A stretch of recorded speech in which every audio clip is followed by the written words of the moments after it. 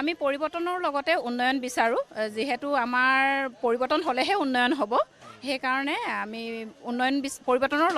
জৰিয়তেহে আমি উন্নয়ন বিচাৰোঁ প্ৰাৰ্থীজন সকলোৰে হৃদয় চুই যাব পৰা এজন প্ৰাৰ্থী হ'ব লাগে আমি যিহেতু সেই তেনেকুৱা এজন প্ৰাৰ্থী বিচাৰি পাইছোঁ আমি মানে কি হৈছে ধনী দুখীয়া কোনো মানে চিন নৰখাকৈ সকলোকে সমপৰ্যায় আৰু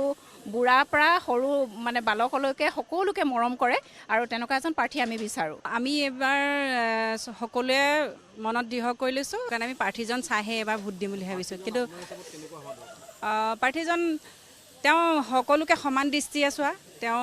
যাতে আমাৰ লগত সকলো মানুহ য'ত যিমান চুকে কাণে আছে সকলোকে তেওঁৰ দৃষ্টিত পৰক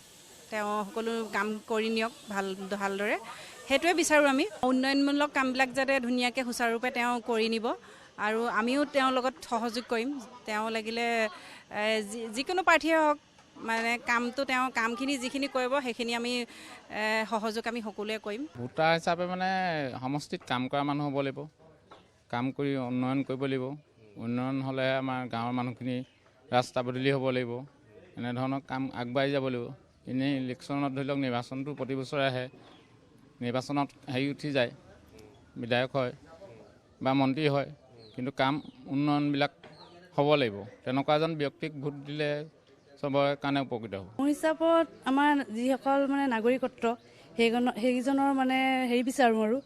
এই উন্নয়ন বিচাৰোঁ মানে দেশৰ উন্নয়ন মানে আমাৰ দুখীয়া নিচলা চবকে মানে পিছ পৰি থকা মানুহসকলক আগবঢ়াই নিয়া তেনেকুৱা ধৰণৰ আৰু উন্নতি মানে টকা পইচা উন্নতি মানে কিবা কিবি উলিয়াবৰ ক্ষেত্ৰত আমি বিচাৰোঁ মানে উন্নতি আগতে আমাৰ এতিয়া ৰাস্তা পদূলিবিলাক হেৰি আছিলে আমি এতিয়া টকা পইচা ইনকমৰ অকণমান সুবিধা হৈ আছিলে ল'ৰা ছোৱালী স্কুল পঢ়োৱাৰ ক্ষেত্ৰত অকণমান অসুবিধা হৈ আছিলে এতিয়া আমি ধৰক মোৰ এতিয়া 3জনী ছোৱালী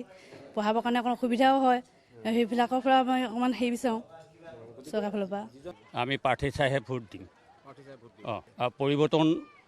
লাগে আৰু উন্নয়নো লাগে দুইটাই লাগে প্ৰাৰ্থীজন জনসাধাৰণে ভাল পোৱা হ'ব লাগে আৰু জনসাধাৰণৰ কাম কৰিব পৰা জনা হ'ব লাগিব আৰু জনসাধাৰণে